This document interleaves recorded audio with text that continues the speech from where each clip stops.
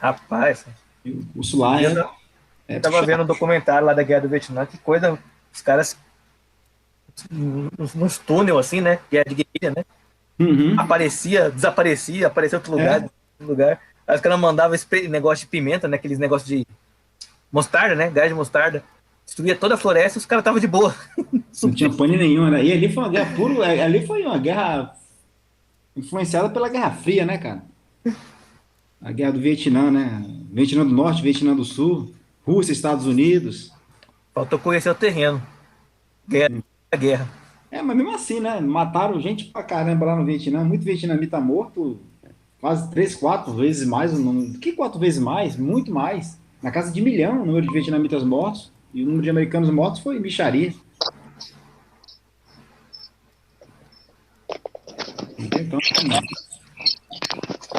o Fred que é dessa área aí, né? A minha área é mais logística. Eu sei porque eu olho muito, eu tenho amigos, entendeu? E eu me intero do ambiente, de como funciona. É, mas essa é a área do Fred. O Fred conhece melhor do que eu. De quê? Eu não escutei a conversa, não. Essa área de ambiente Não é? dos cursos de forças especiais, entendeu? De guerra na selva, Ah, tá. essa Tava área é perguntando mais. pra ele se É, tem curso de treinamento pra gelo. E no Brasil não tem, né? Esse clima, né? Para curso de treinamento de quê? De sobrevivência no gelo. Ah, isso aí é uma história antiga.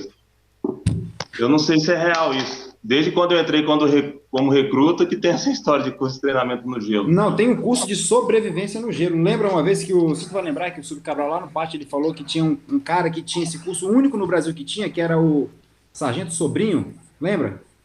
Não, então, essa história desde que, igual eu tô Então, falando, eu conheço desde. esse cara, ele foi meu instrutor quando eu era recruta, entendeu? Ele deu instrução para mim e ele falou dos cursos que ele fez, como é que ele fez, entendeu? Eu sei que tem esse curso, mas não sei se alguém do Brasil fez, né, entendeu? Então, esse Bem cara era difícil. o único que tinha no Brasil, né? Sobrevivência no gelo. Tinha todos os outros É. e mais esse. O bicho era tão Eu escroto. nunca pesquisei para ver se é real, não. Ele Mas tem chegava e sim. falava, ele chegava e falava para nós assim, quando ia dar instrução para nós de educação física, qualquer outra instrução, ele falava: Ô recruta, água mole, pedra dura, tanto bate até que fura porra nenhuma, entendeu? Aí ele começava lá, era o único cara que tinha, né? Agora eu não sei, né? Isso aí em 2001, né, cara? Agora passaram aí 20 anos. Cara que faz esses cursos, é tudo oficial? Não, tem, pô, graduado. E eu vou te falar, cara, pouco oficial consegue, é mais é graduado mesmo que aguenta. O Fred Tem pode contar melhor do que eu, que ele fôlego pra participou de fazer. curso aí, né? É, o oficial ele não almeja muito isso não. Essa parte que é uma parte mais especializada. O oficial, entre aspas, ele acha que não tem que conviver no mesmo ambiente do graduado. E outra coisa, eles pensam muito em liderança, mas não são líderes, de verdade. Não vive junto com o pessoal, pô. A primeira regra de liderança é essa, né? Você come junto com todo mundo. Eles não têm. Aqui na FAB, pelo menos, não tem muito isso, não. A liderança deles é ser mais chefe do que ser líder mesmo. Eles não arrastam pelo exemplo, não. É Só um ou manda. outro. É um ou outro só. Nessa área, né? Nessa área de que a gente fala operacional. Na verdade, eles não querem muito ficar com a gente nesse aspecto de convivência, né? É Eles bem por têm aí mesmo. refeitório próprio, coisas próprias, Fred? E tem, mano. Os caras Tudo são separado? organizados. Tem sim. Até que os infantaria, né? Eles têm uma mentalidade diferente, assim. Mas mesmo assim, vem da escola um pouco receoso, entendeu? De Até interagir, de até ter as casas aqui amizade. na vila, cara, aqui as casas dos oficiais são maiores, são mais espaçosas, o terreno é maior, entendeu? A casa dos graduados aqui, entendeu? É mais embaixo, na parte de baixo, é mais. É, É nisso aí, cara. tem essa diferenciação. Mas Na qual- Marinha, até hoje tem no refeitório, você entra. Outro dia eu fui no quartel, foi em BH da Marinha, tinha assim, superiores e os graduados eram inferiores, escrito É? na. Ô, louco. Eles Só para tu colocam ter uma assim, né? ideia, tem uma Mensagem eleição. curta. Ó, tem uma eleição que tem no nosso meio aqui, que é a eleição do praça padrão, né? Que é do graduado, do sargento padrão. Tem uma eleição, né? Então, todo ano é eleito um sargento padrão, graduado padrão. Aí tu parar pra pensar, pô, mas não tem eleição para oficial padrão, entendeu? Por quê? Porque eles são todos padrões, entendeu? São todos em alto nível. Parece piada, mas é assim que funciona. É mesmo? Mas É é sério isso mesmo? mesmo. É? Querem curtir esse pensamento que eles são perfeitos. Antigamente era assim, hoje em dia E tá eu vou mais te dizer mais, outro dia eu estava de serviço lá, parei para refletir, né? A gente estava nesse deslocamento de manda cilindro para um lugar, manda cilindro para outro, disponibiliza o avião, vai pegar paciente com Covid não sei onde, leva para não sei aonde. Aí eu parei para pensar depois que tinha carregado no avião, tava tudo safo. Aí eu parei assim, eu falei, cara, olha só quem tá aqui, eu, terceiro sargento, né? Mas uma certa experiência porque fui soldado, mas eu tô vendo outro menino ali que tem uns 25 anos de idade, sargento também, eu tô vendo outro ali que tem menos de 30, sargento também, e toda essa galera fazendo a logística para tudo isso funcionar. Então, quem carrega ali o grosso, a parte pesada do serviço, cara, é os graduados e tudo menino novo, cara. E quanto mais velho oficial, isso fica mais acentuado ou menos acentuado? Esse negócio de separação. Não, vai ficando mais acentuado porque na medida em que o tempo vai passando, eles vão galgando novos, você vai tendo mais poder, né? Digamos assim, né? E tem mais responsabilidades. Aí muito pouco são os caras que ficam assim humildes e vai para tropa, junto à tropa, entendeu? Muitos deles vão para os seus palácios aí, suas salas e ficam ali só dando ordens, entendeu? Você tem ideia, a proporção que você está falando aí, pelo que eu conheço aqui da infantaria, que é o lugar que eles deveriam ficar mais com a tropa, que a gente mexe com o ser humano. É a proporção mais ou menos de 1.000 é um só que salva. Nossa! Estou falando sério, ou mais. É, Ou mais ainda. bem Porque por aí eles não mesmo. Eu sou sargento, eu sou encarregado. Eu, desde 3S, eu sou encarregado. Quem deveria ser um sub ou primeiro sargento. Eu faço serviço do tenente do capitão, ó. E mais um meu ainda. Eles nem vão lá. Eles não fazem nada, não, meu. É um ou outro que quer trabalhar. E o negócio que o teu nome também não é tu que ganha esse prestígio, né? O prestígio vai todo, ainda tem essa ainda. Uma história aqui, ó. Agora, eu acabei de ministrar um curso, eu e um colega meu, nós fizemos um curso a partir do zero. Entendeu? Criamos o currículo todo do curso e tal. Aí, no final do curso, sabe o que o oficial estava querendo? Estava correndo atrás das coisas, e durante o curso eu estava precisando de muito apoio, porque só estava eu e ele trabalhando, e o oficial nenhum chegou lá para ajudar. O cara estava recolhendo, como é que chama? Assinatura para fazer um diploma para entregar para o oficial lá, que nem sabia o que estava acontecendo. Ele estava mais preocupado, entendeu? Umas coisas à toa, assim, que não ia mudar nada. Agora tem cara bom, né? Isso aí, infelizmente, é a maioria, mas tem muito cara bom também que você pode botar. Rapaz, que decepção. É a decepção. Não que Mas eu tem muito cara bom também, querendo- não é generalizado, né? Tem cara muito bom, tem cara que você Não, vai olhar assim, mas a proporção é pouca, né, cara? Infelizmente, mas a proposta é funciona por causa da pirâmide, né? Sabe como é que a pirâmide funciona, né? Ela precisa da base ali, né? Se a base estiver sustentando, tudo bem. Então ela vai funcionar independente de quem tá lá mais para cima. A base é que vai sustentar toda a pancada ali. Então a base é. Tanto é que é a maioria também, né? A maioria que é graduado. Então é a maioria que sustenta aí, que faz o trem funcionar. É o graduado que é a mão especializada, né? Ele que faz o negócio acontecer. Eu tô vendo, é isso aí. Bom, então a gente está aqui, né? Nessa parte aqui do participe e a questão do tempo, né? Isso. Eu acho que a gente tinha comentado já essa outra parte aqui, que é o particípio como adjetivo. É aqui, ó, né? Particípio como adjetivo. Aí a gente falou sobre o atributivo, né? Que é quando tem o artigo. Falou. A gente falou a parte do substantivo substantivado, quando ele está isolado, né? Isolado na frase. Eu Aí acho nós que parou vamos ter o- três. A gente engatou naquela palavra lá, naquela palavra que não sabia se era a primeira auristo ou segunda auristo. E aí tu passou na Então. última aula de filosofia que a gente teve, sem ser de hoje, anterior. Aí tu disse que tinha pesquisado com a... o missumenoi, né? Isso. Aí eu perguntei, tem uma amiga minha que ela é formada em letras gregas. Letras, né? Com a especialização em grego lá no FRJ. Aí, geralmente, eu pergunto para ela essas coisas muito, muito específicas, né? Uhum. E aí, ela, no caso, ela não estuda grego koiné, né? Ela estuda grego clássico, né? Então, ela tem lá outras atribuições lá. Só que aí ela comentou que isso aí era uma palavra que tinha nos dois aoristos. E que a diferença é que ela era transitivo e o outro um é transitivo direto e o outro transitivo indireto, né? Então, mas assim, é uma especificidade, né, da palavra, não é uma coisa comum de acontecer, não. Então foi isso que ela falou, né? Ela falou, então ele não tem as características, né, dos dois auristos, mas ele aparece nos dois auristos. E aí acontece mais uma vez, né? Isso, aí é aquela questão, né, assim, nós estamos falando de uma língua, né, que está morta, né? Então você não tem produção, né, de novas palavras, né, e novas atribuições à língua, né? É só aquilo que já foi escrito. E o número de documentos do grego koiné não é muito grande também. Texto do Antigo Testamento, do Novo Testamento, né, ali, e alguns textos ali da época do período helenístico, né? Então, assim, a quantidade de documentos é pequena para você dar conta da complexidade da língua, né?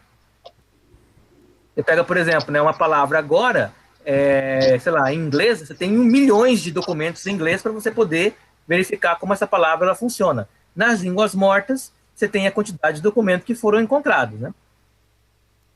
Então, tem língua morta que ela, até hoje, é falada. Por exemplo, o latim vulgar da Igreja Católica, né? Ele é uma língua que ele é falada, se escreve sobre ela, se produz sobre ela, por quê? Porque tem muito documento registrado, né, do latim vulgar, que apesar de ser língua morta, não muda mais, está lá, né? Toda aquela construção da Igreja Católica, né? Mas o grego antigo, ele tem pouco documento. Então aí você tem esse problema de palavras específicas que tem uso, às vezes, só em um autor, e só ele que usou aquela palavra e ninguém mais usa, né? Ela estava comentando para mim várias palavras lá que só o Homero usa, mas nenhum autor usa, e ele usa de um jeito que só ele usa, né? Só o Homero usa daquele jeito, né? Aí é muito específico, você tem que pesquisar, assim, especialista, né, no caso do Homero.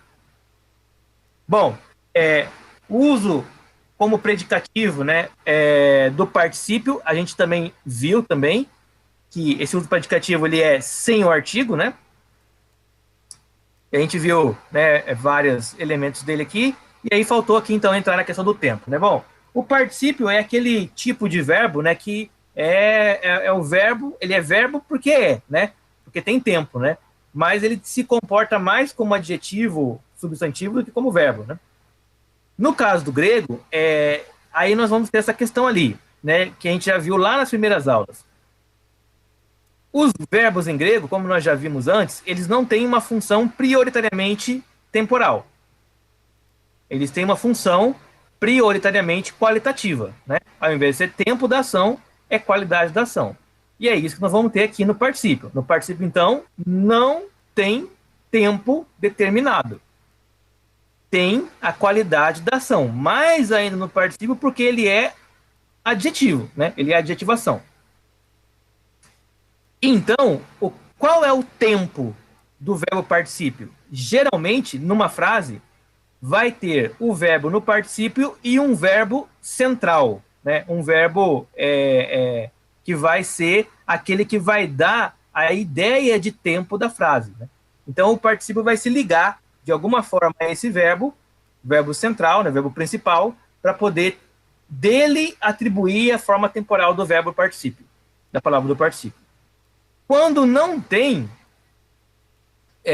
esse verbo, né, aí ele vai ter que ser contextual. Por isso que, então, nós vamos ter particípio presente, o particípio futuro, o particípio auristo. Por quê? Porque é como se você estivesse dizendo assim, o tempo do verbo é o tempo presente. O particípio aqui funcionará como se fosse um modo, né? Um modo subjuntivo, indicativo, né? Um modo particípio. Mas ele não é modo, né? Ele funciona como se fosse modo, mas não é. E aí, dentro da relação com o presente, o particípio ele não vai ter somente uma forma de ser traduzida. Ele poderá ser traduzido tanto no passado, no presente ou no futuro, a depender aí, novamente, da questão do contexto. Por quê? Porque o que está valendo não é o tempo da ação, mas a qualidade da ação. Então, na construção frasal, você vai traduzir o verbo principal na sua forma temporal correlata, se for presente, futuro, auristo do indicativo, auristo subjuntivo, é na forma correlata, e o particípio é na qualificação da ação da maneira mais contextualizada possível. Aqui ele dá um exemplo, então. Bom, o auristo, enquanto estiver ligado a um verbo principal no presente do indicativo, ou perdão, do presente, né? Seja lá qual for, né? Substantivo indicativo. Enquanto estiver ligado no presente, ele pode exercer uma função de qualidade simultânea. E aí que fala aqui, ó, ação simultânea, né? De qualidade simultânea. Quando houver essa percepção de ação simultânea, o auristo poderá ser traduzido no passado, como no caso dessa frase aqui. Enquanto estava ensinando, aproximaram-se dele os chefes dos sacerdotes, ou enquanto ensinava, né? Enquanto estava, aqui usando o verbo auxiliar, né? O verbo estar, no passado, né? Didasconte. Didasconte é o verbo Ensinar, né? ensinar, mas no particípio. Arquiereis é os chefes, né? Arque é de, né, hierarquia, né? Os principais sacerdotes, né? Os arquieres, hieres é sacerdote, né? Então, os principais sacerdotes, né? Os superiores sacerdotes. E aqui o proselton, que proselton seria o verbo principal deste pedacinho de frase aqui, né? Então, o proselton aproximaram-se, né? É aproximar, proselton, e o didasconte, conte, que no caso aqui está particípio, vai qualificar essa ideia do aproximar, dando a ideia de aproximaram-se de que maneira, né? O que estava acontecendo, né? Então, aproximaram-se enquanto estavam ensinando, ou aproximaram-se enquanto ensinava. Ou seja, essa aproximação dele se deu por meio de uma relação de ensino.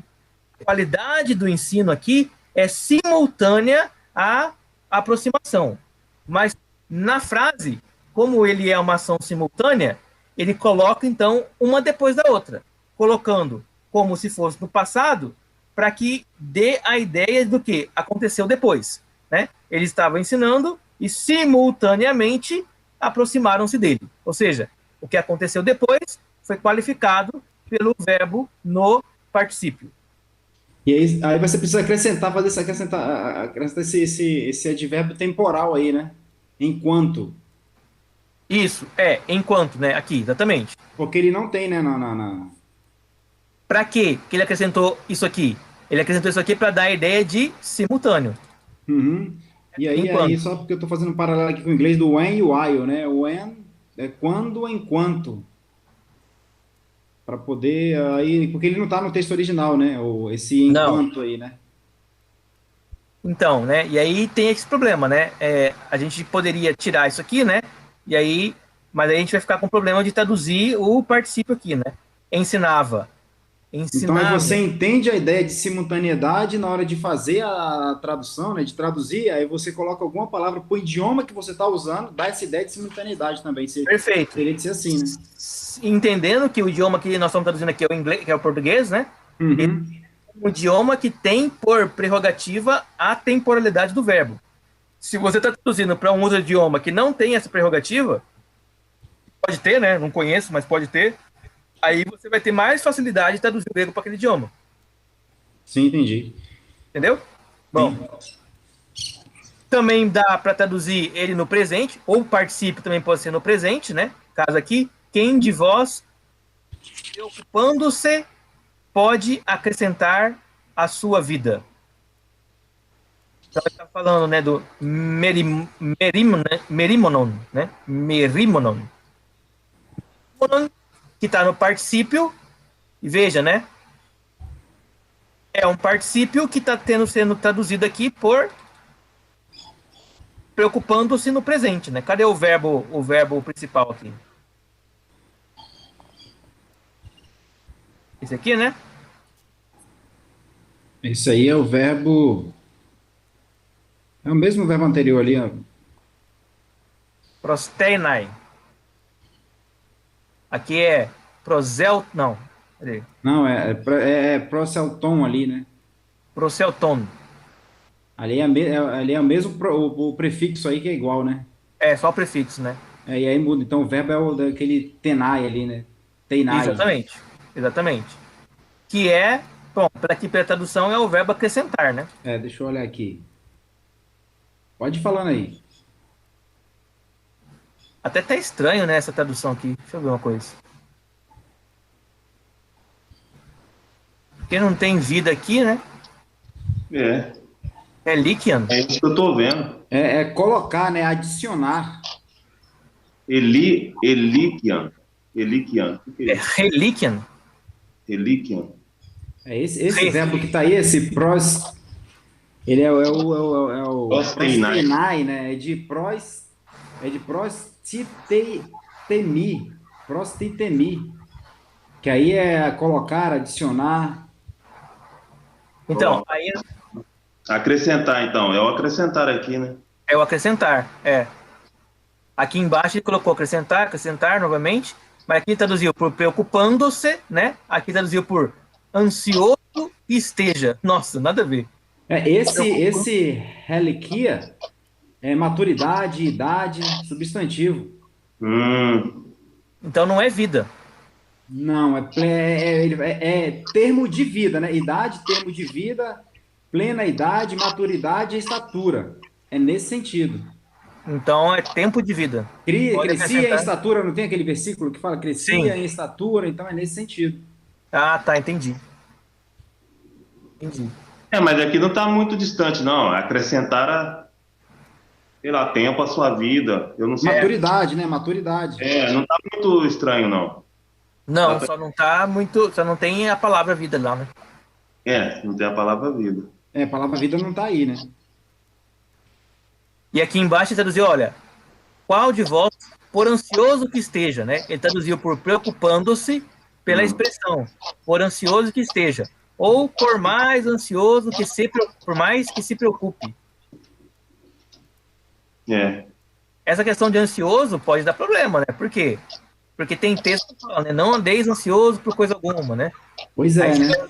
você vai usando palavras que às vezes dão conflito, né, com outros textos, né? E, Ó, e essa palavra grifada aí significa o quê? A Essa raiz. aqui É a palavra lá, merinon. é preocupando-se. ele, Mas significa isso? Preocupar mesmo? ele traduz aí como estar ansioso, né? Cuidar de, Aqui, ó. ansioso demais, distraído. É que ansioso é uma palavra que hoje tem um significado muito. É pejorativo, né? Algo assim que não denota uma coisa muito boa, né? É quase patológico, né? É quase É. isso, exatamente. Sim. Mas ele fala aqui, ó, como uma ideia de se importar, entendeu? Sim, sim. De preocupar-se, né? De Isso, de preocupar-se. preocupar de. Que é a ideia de ansiedade mesmo, né? Que você previamente antecipa, né? Você antecipa o futuro, né? Que é isso, né? E pode mas passar a ideia de para você falou ter uma assim, cautela também, né? Um cuidado. Sim, sim, que é uma parte importante, né? E assim, positiva, né? Não negativa. Sim. mas o Zac tocou num ponto aí, se um jovem hoje traduz isso aqui, ele talvez, se ele não estude a fundo a palavra, ele vai traduzir o ansioso por outra coisa. Quem escuta, né? Pode pensar. E aí Ele tá a falando interpretação de- subjetiva, né? Por isso que tem que ter o Isso. pastor, né? Estudado para poder ensinar direitinho, né? Senão dá ruim. Senão dá É. ruim. E aí, no caso aqui, então, ele está traduzindo como no presente, né? Aqui, ó, foi no passado, né? Para dar a ideia de simultaneidade. Aqui também, ele quer traduzir também como simultâneo também, né? Preocupando-se pode acrescentar a sua vida. Mas aqui também dá para traduzir no presente também. Estava ensinando. Poderia colocar, sei lá, ensinando, aproximaram-se dele. Ficou no passado, né? Presente e passado, a correlação verbal. Ensinando, né? Ensinando e aí aproximaram-se passado, né? Então deveria ser para usar no presente, porque aqui, ó, é particípio presente, certo? Sim. Ah, tá. É por isso que ele está usando aqui, ó.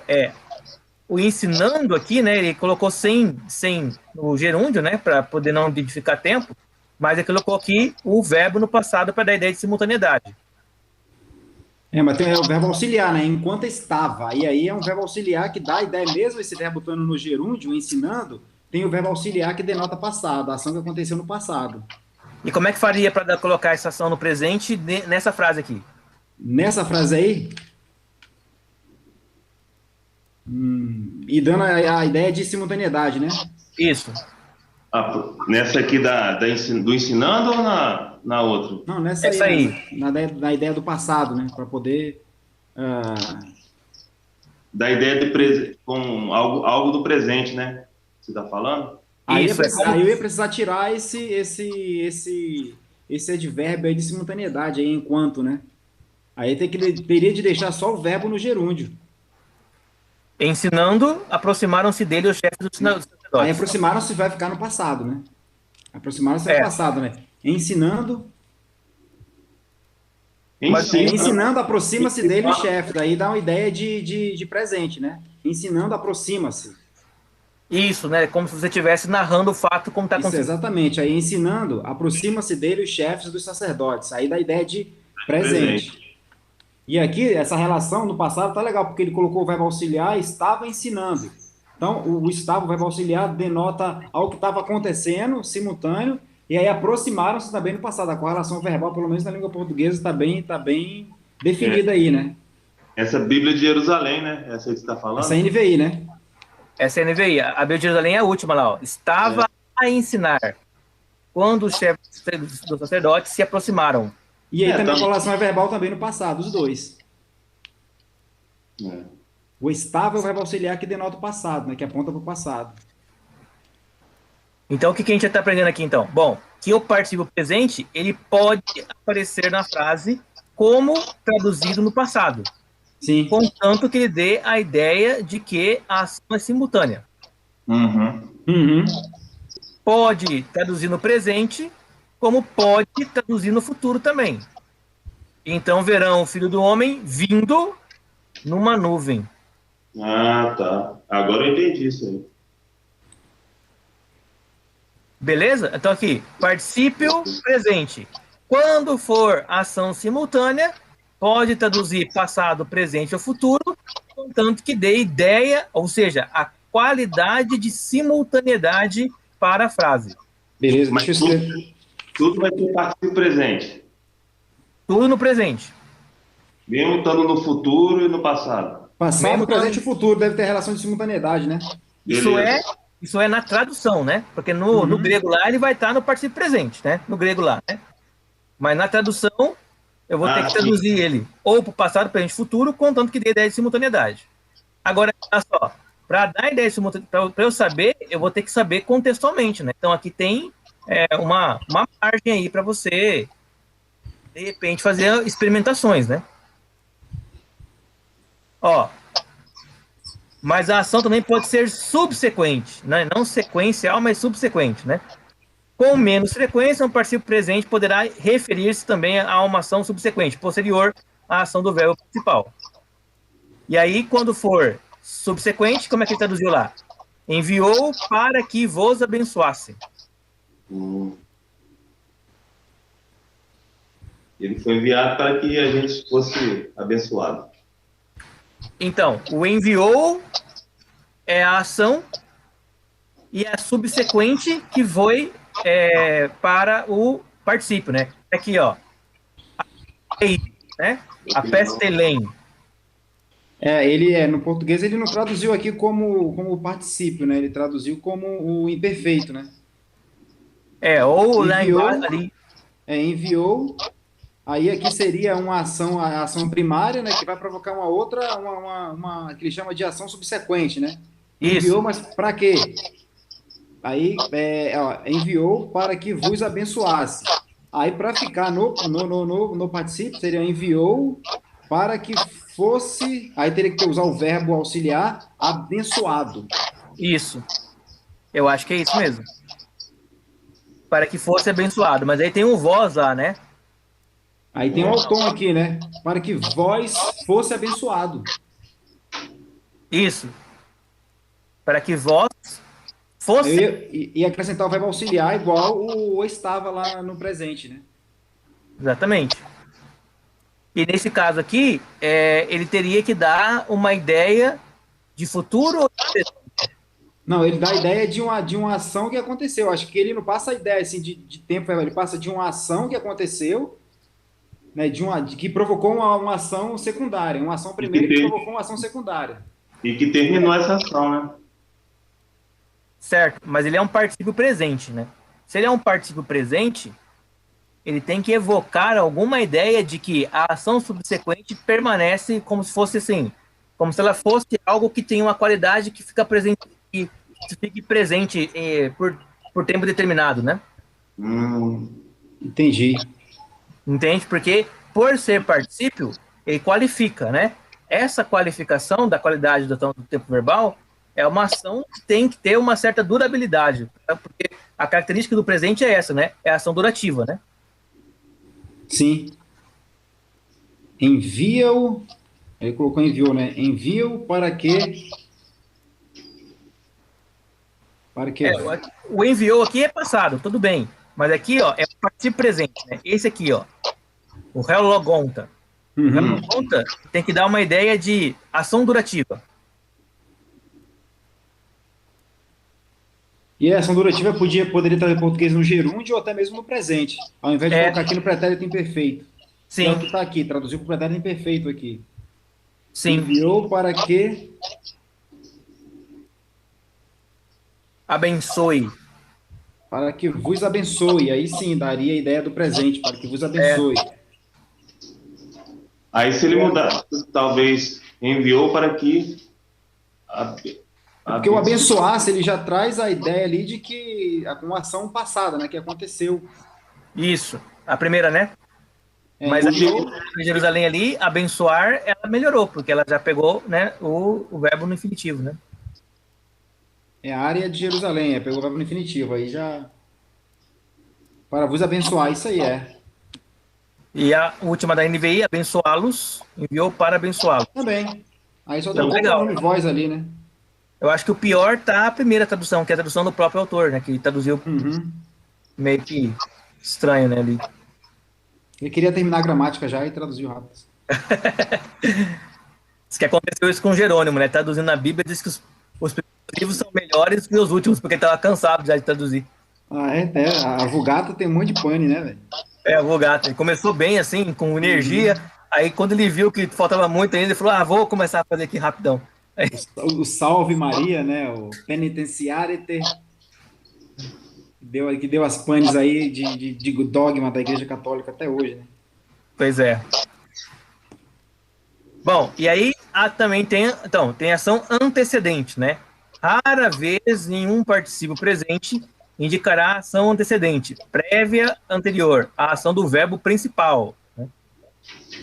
Tuflos hon arti blepo, né? Claro que o blepo é o verbo principal da frase, né? Está no presente indicativo, certo?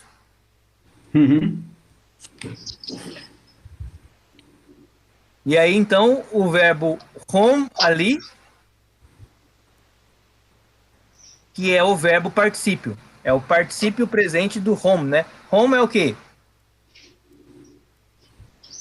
É o verbo em li. É o verbo em li, né? Não é? Tuflos é cego.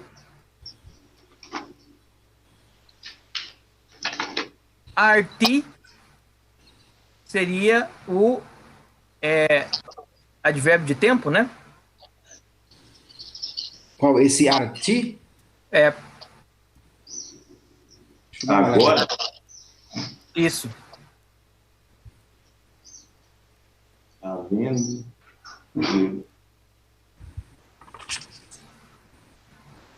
Então, home, que é a ação antecedente, né? Elas são uma ação antecedente, mas é particípio presente. É, advérbio de tempo. Agora Havendo. mesmo. Isso. Havendo eu sido cego, ou eu era cego, tá como se fosse passado, porque é a ideia de antecedência, né? Aí vai ter que estar no passado, né? Aí não tem jeito. É, Porque é uma ação no passado, é uma ação antecedente, e aí que depois que vem o verbo principal nesse caso, né? porque se não fosse assim, seria algo como, né? Sou cego e agora vejo. Então aí ia ficar, é isso mesmo, havendo eu sido cego, ficou compridona, né? Havendo eu sido cego, O de baixo tá mais, até melhor, eu acho. Eu era cego e agora vejo. Tá mais simples, né? o agora também tá certo, para esse arati aí, o agora fica legal também. Agora mesmo, né? A ideia aqui desse arati aqui é de agora mesmo, no momento, entendeu? O que aconteceu. Isso. Hum, Mas entendi. essa aqui é muito rara de acontecer, né? Então, o que nós aprendemos aqui, então? Que o particípio presente, ele pode ser de ação simultânea, é qualidade de ação simultânea, subsequente ou antecedente. Quem vai determinar isso vai ser o contexto da frase. Sendo de ação simultânea, ele pode ser traduzido no passado, no presente ou no futuro, dependendo de como é que você vai contextualizar a frase. Lembrando que você não precisa sempre ter uma única forma certa, né? Nós estamos vendo aqui formas diferentes, né? Vindo e vir, né? O que vai determinar, novamente, né? É a sua percepção contextual da frase. Aqui meio que já saiu da análise das palavras, da terminação, né? Tá indo agora para análise semântica da frase, né? Exatamente. Porque Aqui o Bleco, tu já tem que saber que é a primeira pessoa do indicativo ativo, né? O on também já tem que saber. Então agora já estou analisando, sai daqueles análises morfológicas, vou falar assim, agora vai para análise semântica ou sintático da frase, né? É bem a sintaxe mesmo, né? Porque você precisa encontrar agora o verbo principal, né? Encontrar os substantivos, né? Os artigos para poder montar a tradução da frase de maneira correta. Para saber o que qualifica o que e onde. Esse tiflosa aqui é cego? É cego. Então, aí eu já iria pela palavra, igual, ó, cego. Aí o verbo emi, agora vejo. Aí você ia por eliminação, sei lá, né? Agora eu era cego e vejo. Não, mas ele tem que entender, né? Qual é a qualidade aí, né? Não, eu qual é a qualidade? Se traduz palavra por palavra, mas agora, qual é a qualidade? Não, porque por isso esse artigo aqui, ele fala muita coisa. Ele fala que é nesse exato momento, é agora mesmo, naquele instante, entendeu? Não foi algo depois. E uma coisa bem importante aqui, ó. Não tem artigo na frente, certo? Então, ele está aqui como uma espécie de de adjetivo. Predicativo, né? Quando não tem É predicativo, exatamente. Se fosse atributivo, ia ter o artigo. Então, ele é um predicado do cego, né? Cego, eu. Cego era eu. O que eu estou tentando explicar é o seguinte: agora que a gente estudou a matéria, vai ficar mais fácil para a gente sair eliminando, igual você fez aí, Edian. É isso que eu tô falando. Sim. E tem hora que você vai chutando, né? Igual ontem eu estava lendo, aí tinha lá uns verbos, aí o tempo, aí chegou uma hora lá que eu não conseguia mais administrar. Aí eu fui por eliminação, aí depois eu conferi e estava certo. Então, aí vai por... tem isso também, né? Vai sempre conferir. Mas aqui é interessante aqui, né? O verbo particípio que ele qualifica o cego aqui, né? Particípio auristo, né? Bom, aí o auristo é aquele problema, né? Então, o auristo ele pode ser presente, ele pode ser passado, ele pode ser gerúndio. O auristo indicativo é passado, geralmente. O auristo subjuntivo é futuro, geralmente. E aí o auristo pode ser também gerúndio. Um particípio auristo comumente designa um acontecimento anterior à ação do verbo principal. Portanto, comumente ele é passado, né? Porque ele está no indicativo. Certo? Certo. O indicativo vai traduzir como passado. Normalmente, sim. O indicativo no passado, o subjuntivo no futuro. Por que no futuro? Porque o subjuntivo dá a ideia de dúvida.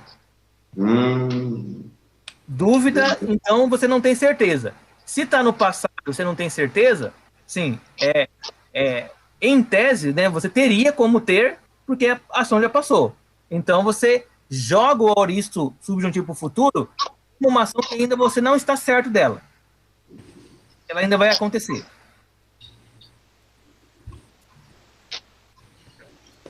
Tuto de eipon excepneusen.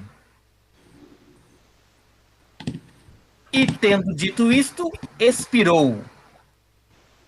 Eipon, né, é o verbo eipen, né, que é o verbo lego, só que na forma aurística, certo? Certo. Uhum. Primeiro ou segundo auristo? Pela terminação, o ômega 1 aqui é o primeiro. Mas qual que é a característica do segundo auristo? Ele tem o si, ou é o tal e o ni, é um dos dois. Espera aí, deixa eu olhar aqui. Por que não é legon? Não, o radical é diferente do segundo Ah, é o mesmo aurista. radical, é. O radical é diferente. Essa Então é o segundo aurista, não é o primeiro. Se fosse o primeiro, o radical era igual, né? essa é a principal característica. Tem as terminações, né? Mas as terminações... É o segundo auristo. O radical, ele que ó, terminação ômega ni. Certo. E, pô, mas aqui o radical mudou, né? Seria do verbo lepo, né? Lego. Lego. Não lembrei, foi da música, cara, agora, foi mal. Lepo, lepo. Lepo, lepo. E tendo dito isto, expirou. Bom, aqui então, novamente, nós temos um particípio sem artigo, nós temos o verbo aqui, né, que é o verbo morrer, né, expirou, né, sei lá. É, o espírito saiu, né? É, isso mesmo, né, porque é pneu, né, É. pneu sem, né, e aí o ek, né, ek para fora, né. Ecpneu, né? A forma lexical, ecpneu. E aí, de dentro para fora, né? De dentro para fora do cara. E aí nós não temos aqui substantivo nem nada, né? Então, o particípio aqui, ele está, de certa forma, qualificando o tipo de inspiração. Inspirado, né? De perda do espírito. Aí ele colocou uma vírgula, né, antes aqui, né? Que não tem no texto grego, né? Ó, não tem vírgula lá, né? Tudo dele com... Todos esses aqui colocou vírgula, né? Aposto, na verdade, né? Que é vírgula aqui. É, para destacar, né? Aí separou no português, você coloca entre vírgulas, né? Para dar um destaque. Então. Mas ele inspirou, então, auristo, né? Auristo anterior, né? Então ele falou, ele disse e inspirou. Tendo dito isto, morreu. O que aconteceu foi que a morte, neste caso, foi uma ação subsequente, né? Foi posterior, né? Isso, posterior. Será que ele morreu porque ele disse? Sempre há uma possibilidade, né? Se ela for posterior, mas tiver correlação, né? Porque sem a vírgula, no grego, parece que uma coisa levou a outra, né? Causou a outra. Mas tem aquela conjunção ali, né? Aquela copulativa ali do D que ele coloca ali E, né? Na frente, né? Sim. E, tendo dito isto, expirou, né? Morreu. E, dito isto, expirou. Então, parece que foi uma ação que ele disse. Agora, aí vai ter que puxar no contexto, né? O que foi que disse? Pelo contexto anterior, é o consumado, né? Sim. Tem que ver lá. Mas dá para dar uma ideia aqui de, por exemplo, né? Você explicando, né? Claro, né? De que o que enseja a ação de inspirar foi o ato de falar antes. Uhum. O que aconteceu imediatamente anterior, né? Sim. Não seria a consequência da morte, mas seria o que imediatamente anterior disse, após o ato, após a ação verbal em si, né? Exatamente. E aí ele colocou dito, ação né? antecedente, né? Podia, exatamente, isso é antecedente. Ele podia, É um tendo resultado falado isso, né? Falado também daria certo aqui, né? Sim. Falado. falado, né? Para dar a ideia de participa. Beleza. E aqui embaixo ele colocou como dizendo, né? Dizendo. Aí ficou meio assim, dizendo, porque a ideia de traduzir naquela continuidade, não vai continuar dizendo, foi dizendo e foi morrendo. Acho que passa essa ideia também, né? Na medida que ele foi Então, dizendo isso, ele foi morrendo. Então, eu acho que ficou pior essa aqui, porque ele não dá nem uma ideia exata de aoristo e e nem nem dá. Pode de falar. ouriço, nem de passado, e nem Aí da ideia de presente, nesse dizendo, presente. É. E é justamente o que você não traduz no aoristo, né? Você não traduz presente, traduz o passado ou futuro. Uhum. Claro que dizendo também é gerúndio, também pode usar, mas assim, eu acho que fica melhor utilizar palavras que tenham mais a ver com a noção de passado por causa do ouriço, né? Bom, mas também você pode traduzir no presente aqui, né? Então, claro, estou traduzindo, né, o participo aoristo, né? Como se fosse no presente, porque o participo não tem verbo, então não tem tempo, então é qualidade verbal. Ele falou aqui no acousantes, né? Que vem de acu, que é ouvir. Acousantes depois que ouvimos. Por que depois, se é presente? Tem que ser mais simultâneo do que antecedente, né? Mas ele está falando aqui que a ação tem que ser antecedente antes. Aqui, ó. Ação antecedente, né? Por isso que ele colocou depois, né? Isso aí, teve uma ação antes, damos graças a Deus, aí traduziu aqui, né? Depois que ouvimos acerca da vossa fé. No Não, mas aí presente. deveria ser o contrário, essa Tem que tradução. inverter, né? É verdade. Tem que inverter, né? Eu não entendi foi nada agora. Depois que ouvimos acerca da nossa fé, demos graças a Deus. Na Isso, verdade, aí sim, tem que é. ser invertido. Mas é porque tá deslocado mesmo, meu. Não, tudo bem, pode deslocar, mas aí não tem ideia de Deslocado, ação antecedente, entendeu? Não tá errado, não. Agora que eu vi.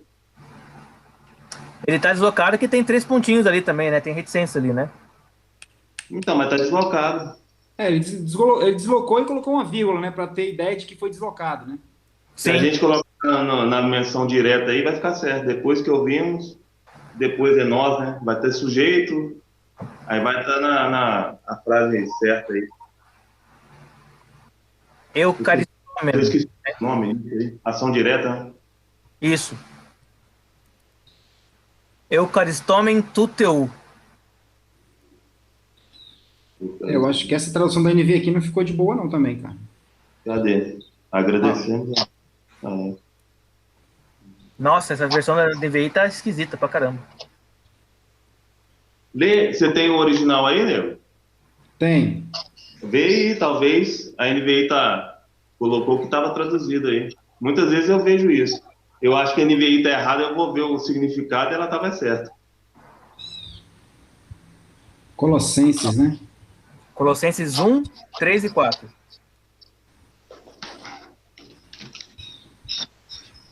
Ó, graças a Deus. Graças damos a Deus. Aí tem o restante, né? Pai do nosso Senhor Jesus Cristo, orando sempre por vós, aí quando ele continua, né? Desde que ouvimos falar da vossa fé em Cristo Jesus e do amor que tendes a todos os santos. Mas aqui ele colocou só até o pistinho, Até né? fé. Até fé, né? Deixa eu ver aqui. É que ele juntou o pedacinho do primeiro e o pedacinho de cada versículo, entendeu? Ó, esse...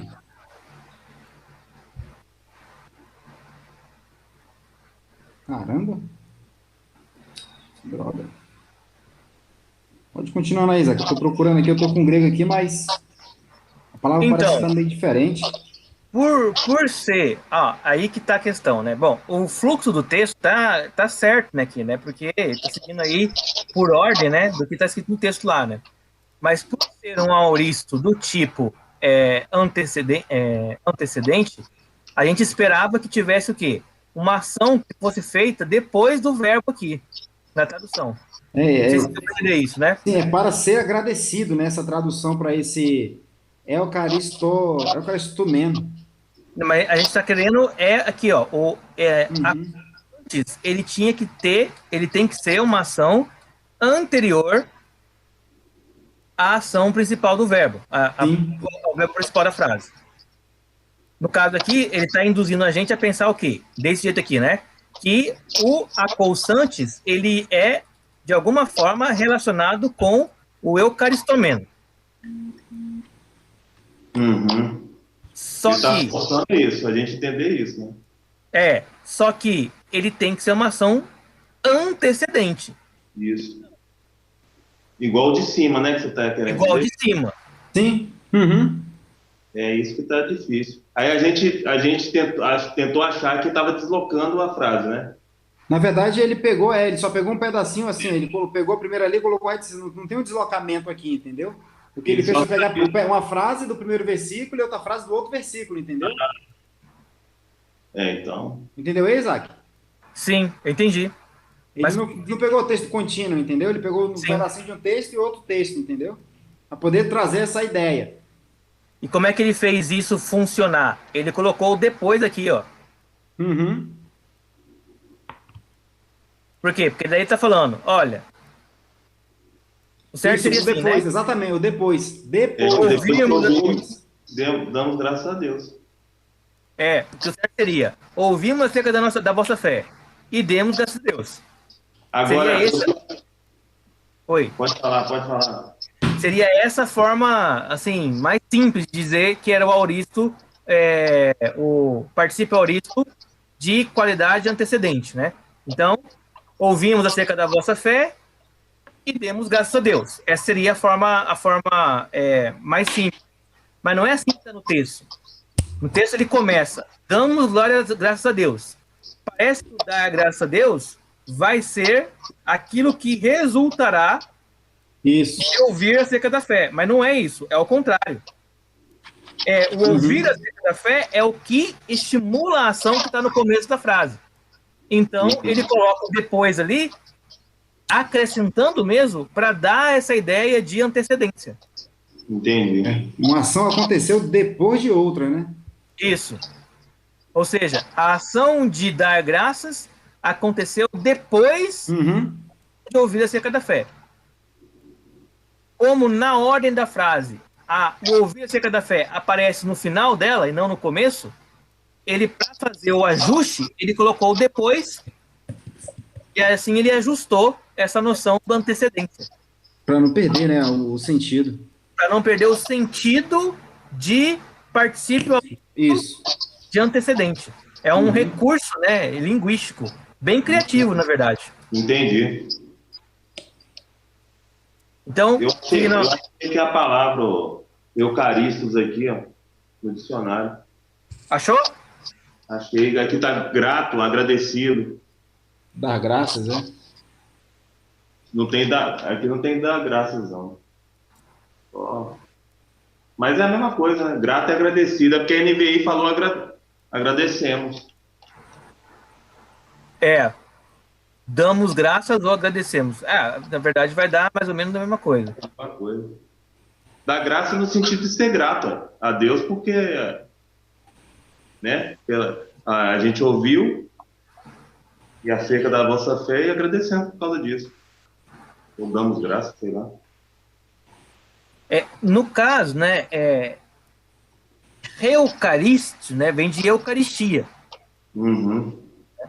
Caris é graça. Eucaris significa boa graça. Então seria como se desse assim, uma espécie de. Porque na verdade não é mesmo, né? Que não vai ter como colocar boa graça. Damos boas graças. É gratidão, não é?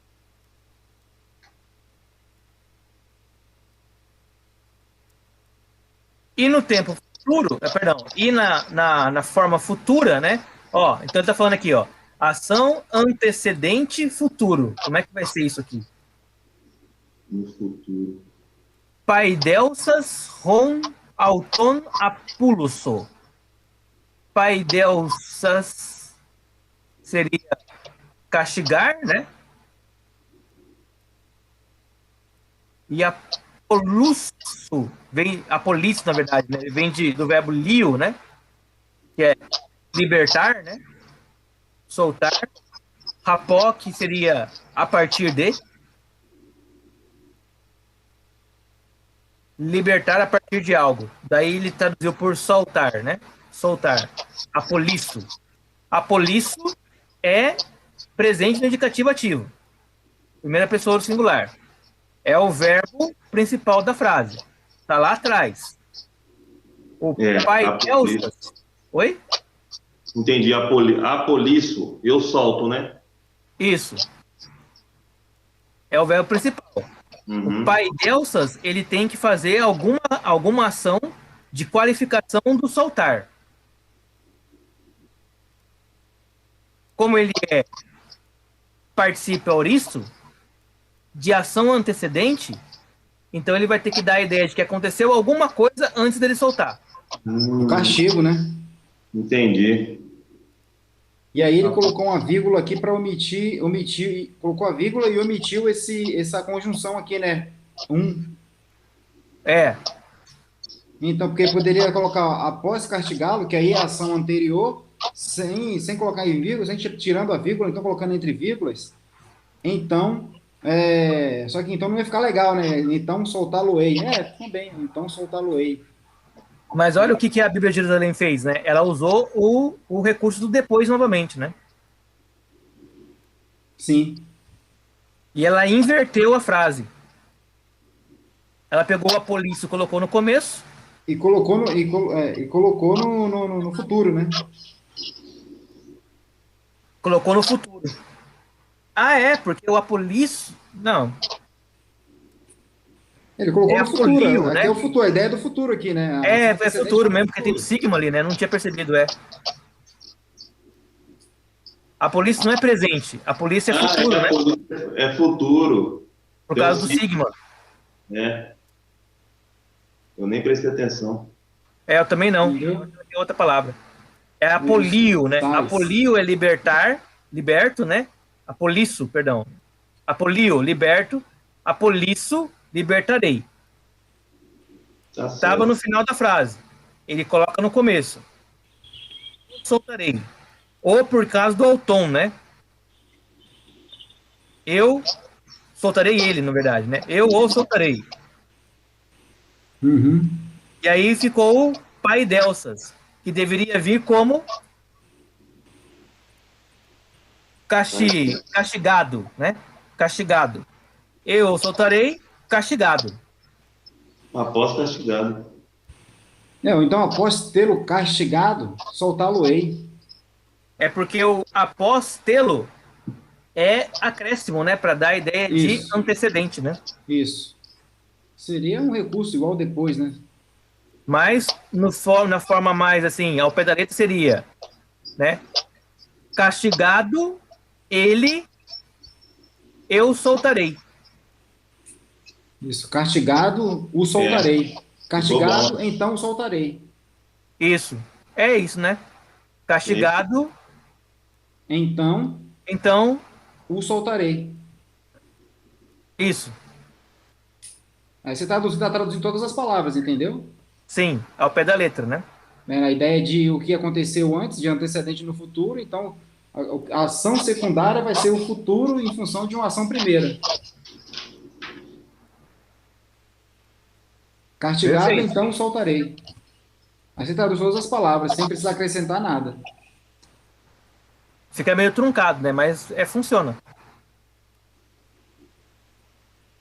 Mas também podemos ter o particípio auristo da mesma forma que o particípio presente, como ação simultânea. Aqui nós vemos a ação, né? Ação simultânea. Com menos frequência, um particípio auristo designa uma ação simultânea à do verbo principal. Este último, nesses casos, geralmente estará no auristo do indicativo. Então, aqui nós temos o eipan. É o verbo eipen, né? É o verbo principal. E o proselxamenon, menoi. Proselxamenoi, ele é o verbo auristo no tempo particípio, perdão, no modo particípio, né? Ou no particípio. É o particípio auristo, né, de proselkomai, né? Que é o verbo na forma léxica, né? Proselkomai, qualificando o eipon. Como ação simultânea, no auristo, eu acho que a melhor forma é traduzi-la pelo gerúndio, que é o que a área ou a arte faz.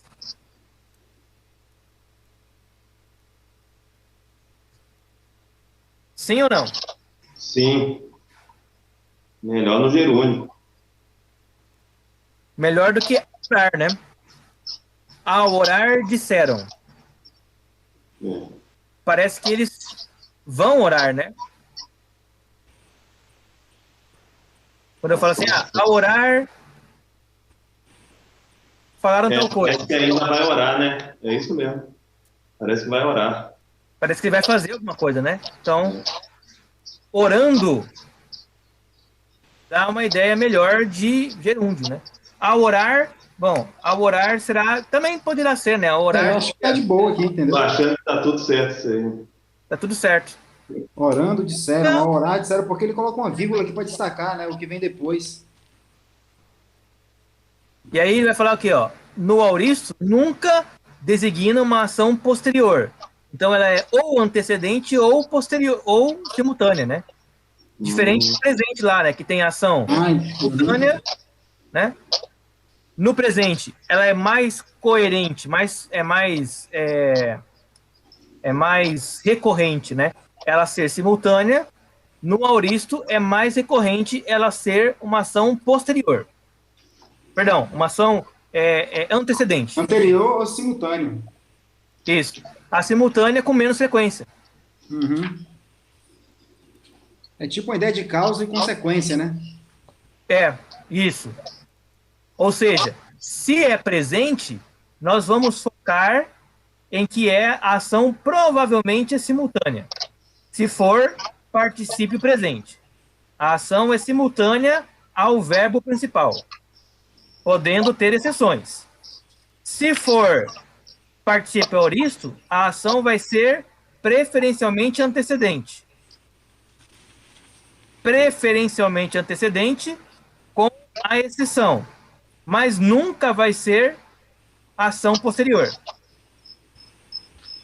Já no particípio perfeito, perfeito é um tempo que a gente não viu ainda, né? Que a gente vai ver, na verdade, semana que vem é o tis, né? Que é Interrogativo, pronomes interrogativos. pronome interrogativo. E é na próxima que nós temos o perfeito. É isso mesmo? Deixa eu olhar aqui, na próxima vai ser o pretérito perfeito do indicativo e particípio perfeito. Então, o perfeito a gente vai ver ainda, né? Então, ele vai falar aqui, ó, conforme a lição 26, que não foi ainda, né? Nós vamos estudar ainda. Então, ele tá antecipando aqui. Um particípio perfeito designa, de acordo com a sua espécie de ação, um estado, resultado de um acontecimento anterior, que geralmente coexiste com o conteúdo do verbo principal. Isto é, simultâneo ou coincidente. Então, o perfeito, ele vai ser, o particípio perfeito, ele vai ser semelhante ao particípio presente, em termos de qualidade, né? Ação simultânea, mas com essa característica. Se ela é perfeita, ela é coexistente. Vamos ver como é que ele fez aqui. Porque onde estiverem 2 ou 3 reunidos, ali estou no meio deles. Pois onde se reunirem 2 ou 3, ali estou no meio deles. No grego, gar eisindu retres sinegmenoi ekeimihen meso auton.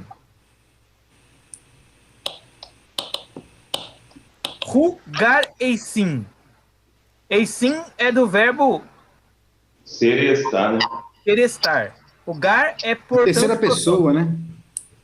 Isso. Do Três é os números, né? Então é o verbo estar ali. Ou ser, né? Onde ser, mas ser não vai caber. Estiver, né? Onde estiver. Onde estiver dois. Dois, não é dois ou três, né? Dois ou duas, três. é três. Três. Esse Dois duas ou é dois, é dois, duas, de dois mesmo, duas. É isso mesmo. Dois ou três. Sinegmenoi. Vem de sinagoga, né? De se reunir, né? De se juntar, né? Mas cadê o verbo principal? O verbo principal é o verbo estar. Onde estiver, aí vai estar no particípio, né? E aí o verbo ser estar, que normalmente funciona como auxiliar, estaria como principal. Isso. Porque eles estão dois ou três. Mas de que maneira? Entendeu? Aí sim, reunidos. De que maneira? Reunidos. Reunidos. E o reunidos coexistindo com o ser, estar. Aqui é um bom argumento para poder falar sobre eclesiologia. É um bom texto para isso. Mas aí o contexto fala de outra coisa, né? Fala do quê? O contexto fala de se algum irmão teu tiver alguma coisa contra ti, peça perdão para ele. Se ele não acreditar, se ele não aceitar, chame 2 ou 3, e aí eu vou estar no meio ali. Então, é a eclesiologia também, de uma forma disciplinar, né? Sim, sim. Essa é a ideia aqui desse contexto, né? Mas a ideia, né, que pode ter passado, né, a ideia de que estar unidos, né, são ações coexistentes, né, coalescentes. Não dá para você estar sem estar reunido. Se reunir, e aí sim, agora eu entendi o que você falou. Entendeu? Entendi o que você falou. Então a ideia é de você estar mais reunidos, e aí entendi. Entendi que o contexto fala aqui, o contexto fala dessa questão de disciplina, né? E aí pode falar também de comum acordo, né? De uma certa comunhão. E aí, tendo esse texto, eu não sei se caberia trazer a ideia de reunida, Deus vai estar presente onde tiver 2 ou 3. Reunidos, fala, sim, é verdade. Mas não nesse texto aqui, né? Esse texto aqui é uma outra ideia de que Deus vai estar presente naquela ideia de disciplinar, entendeu? Sim. Acho que ficou confuso o que eu falei, mas... Oi? Acho que ficou meio confuso o que eu falei. É que você está querendo dizer que ele não está falando de igreja aqui, porque a igreja não existe ainda, né? Em Mateus 18, 20, foi constituída ainda como igreja, como vai ter lá em Atos por diante, né? Isso, aqui vai falar de se algum irmão tem alguma coisa contra ti, vai lá e pede perdão para ele. O texto vem nesse sentido, entendeu? Sim. Se ele não te perdoar, chama 2 ou 3, que onde tiver 2 ou 3 reunidos, ali eu vou estar no meio. Sim. Que é uma fala que, apesar de ela ser, assim, ela estar sendo falada antes de haver igreja, ela foi lembrada depois que a igreja foi constituída, né? Porque ela o texto de Mateus, ele é posterior da igreja, né? Então, talvez seja uma espécie de mecanismo de lembrar, né, a comunidade de que o processo de disciplina ele permite... Isso, é isso que eu queria dizer, era isso que eu queria dizer. É isso, né? Era isso que eu queria dizer, exatamente isso aí. Você conseguiu aí resumir bem. Mas a ideia interessante de pontuar é que estar junto e reunidos são duas realidades coexistentes.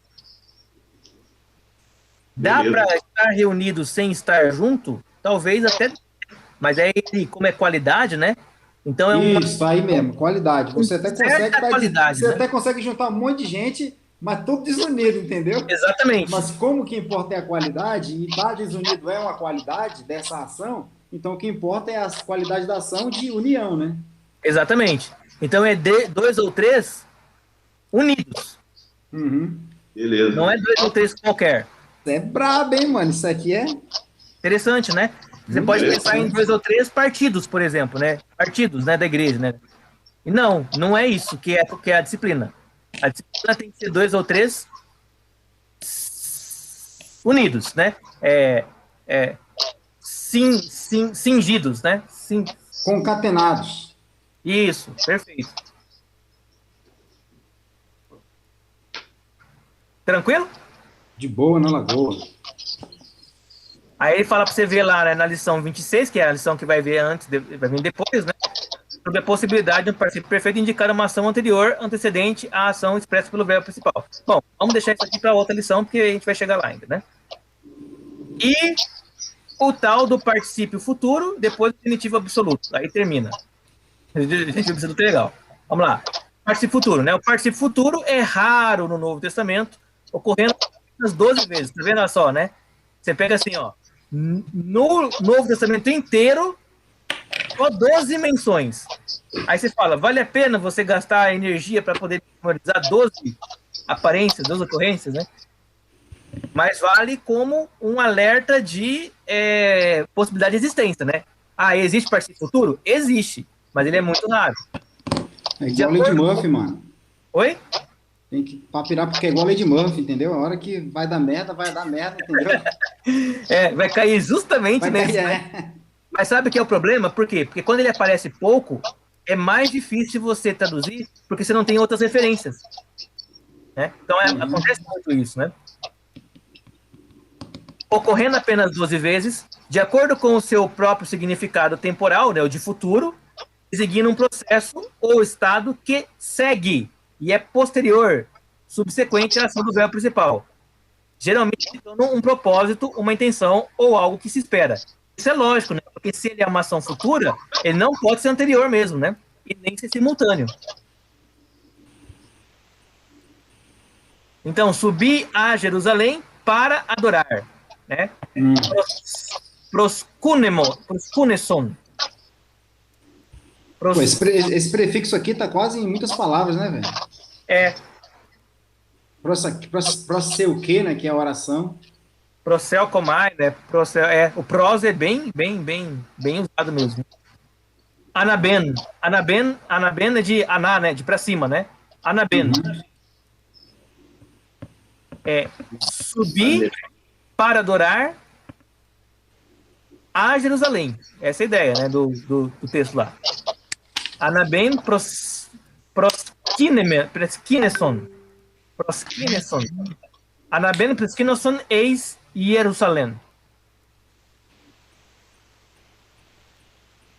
Esse eis aqui é aquela ideia de ponto atingido, né? Em direção a um ponto atingido, né? Definido. A ideia de eis é para fora, né? Mas aqui tem a ideia de para, né? Para alguma coisa, né? De um ponto que você vai atingir, de um ponto atingido. Você desloca em direção a um ponto que você definiu. Subir a Jerusalém. Engraçado, né? Que eles falam subir a Jerusalém, mas Jerusalém, ela tá numa mais baixo do que a Galileia, né? Cara, eu tive essa aula, eu não vou lembrar agora, eu anotei aqui em algum lugar, por que fala subir? Eu tô fazendo um curso de panorama do Antigo Testamento, né? Então ele fala como começou Sião, aí Salém, Jebus, até chegar ali em Jerusalém, entendeu? Isso. Jerusalém está geograficamente abaixo de latitude, né? De não sei como que chama isso, né? Mas da referência geográfica, né? Ele está mais abaixo do que a Galileia. A Galileia, ela é mais acima. Isso, mas no Antigo Testamento, quando começou a cidade de Davi, né? Que era a cidade de Davi, né? Isso.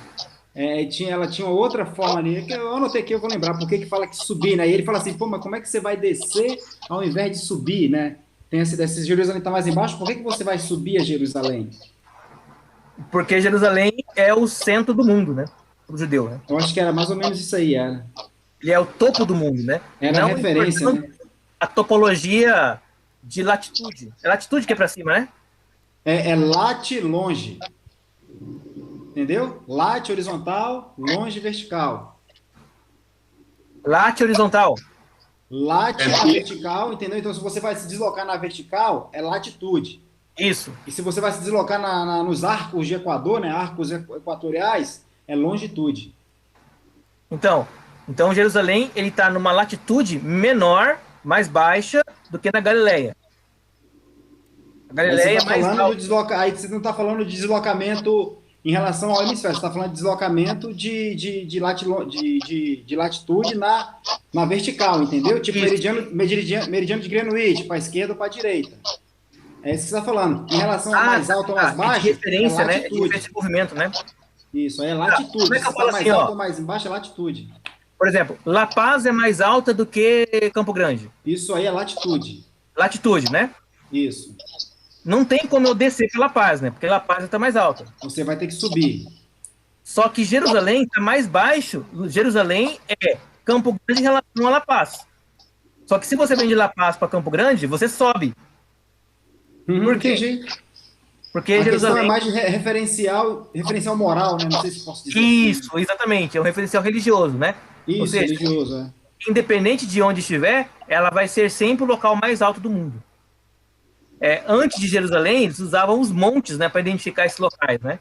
Então é o Monte Sinai, é o Monte Sião, o Monte Olimpo, o Monte Hérates, né? O Monte Efron, né? Os montes eram esses sinais. Como Jerusalém virou uma cidade, a cidade de Deus, né? Então ela vai metaforicamente se transformar na cidade mais alta do mundo.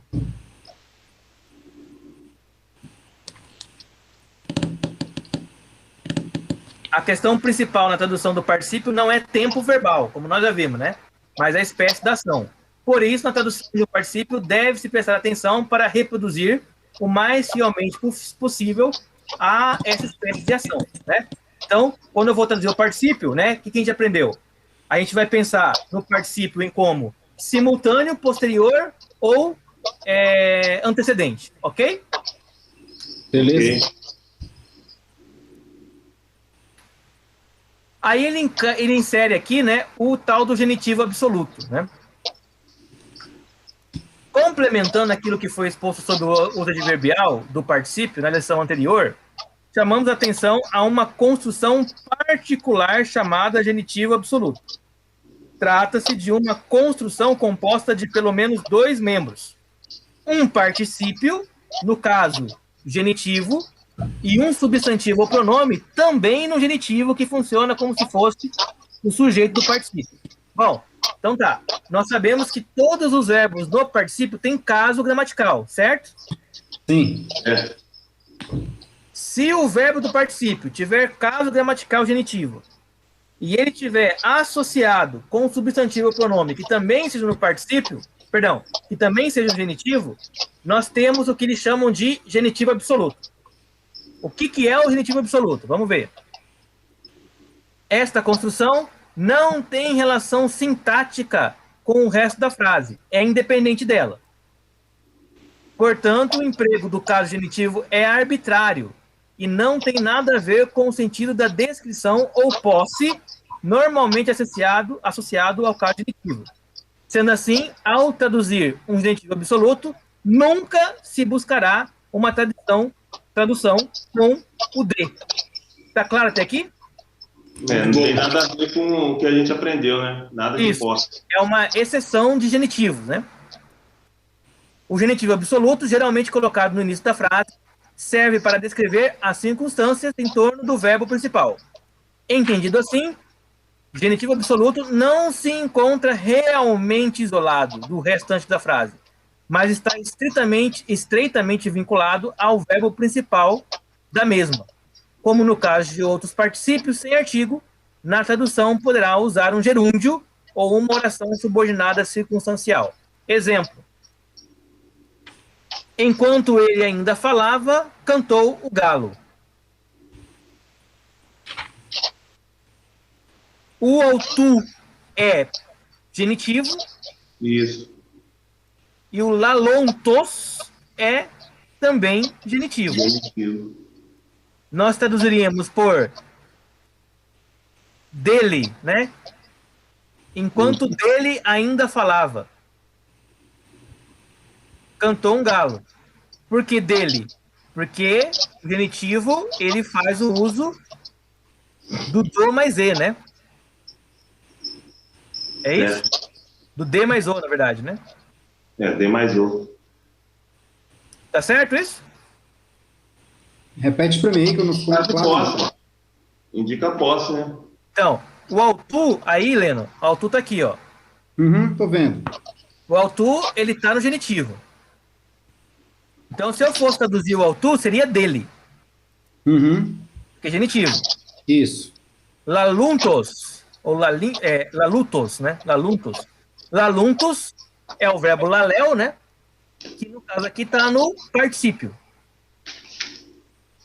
e tá num particípio que é genitivo. Aí é o genitivo absoluto, né? Aí juntou o genitivo do particípio com o genitivo do Pronome. pronome. E tá no começo da frase. E aí o que ele falou? Que ele não usa a forma do genitivo, né? A forma de, mas que ele faz o quê?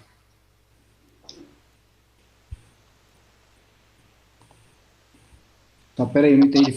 Eu vi que ele está aqui no genitivo, os dois são genitivo no início da frase. Isso. Mas ele não indica a posse aí, nessa matéria que a gente está estudando. Ó, caso genitivo é arbitrário e não tem nada a ver com o sentido da descrição ou posse normalmente associado ao caso genitivo. Isso. Sendo assim, ao traduzir um genitivo absoluto, nunca se buscará uma tradução com D. O que ele quer dizer uma tradução com D? É o colocar o De D origem, né? posse, né? Essa ideia é de origem, né?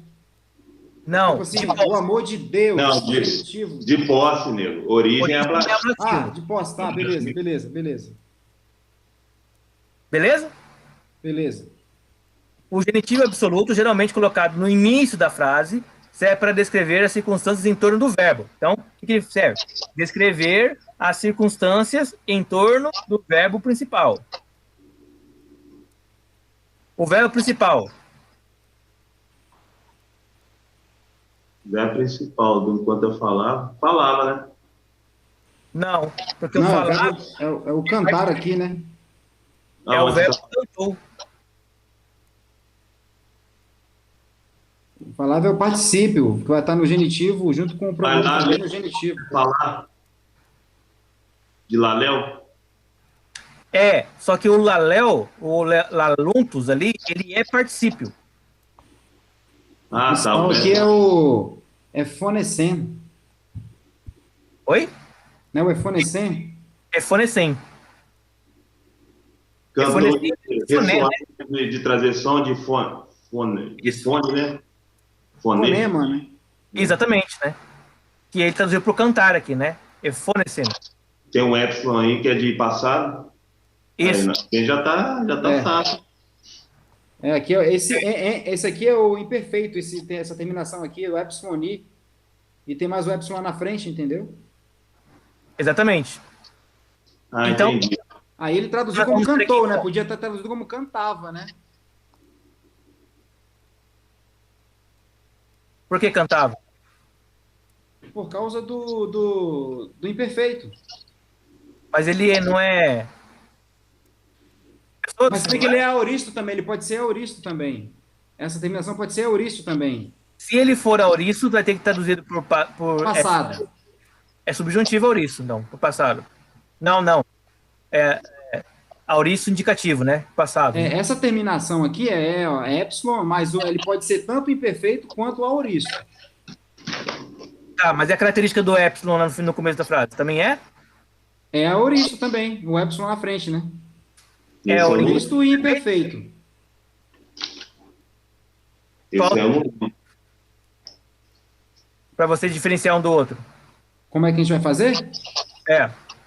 Bom, aí precisar de ver o contexto aqui, né? Então, para eu diferenciar o aoristo do imperfeito, como é que faz? Eu não lembro, não. Tem uma regra? Eu não lembro, não, se tem uma regra.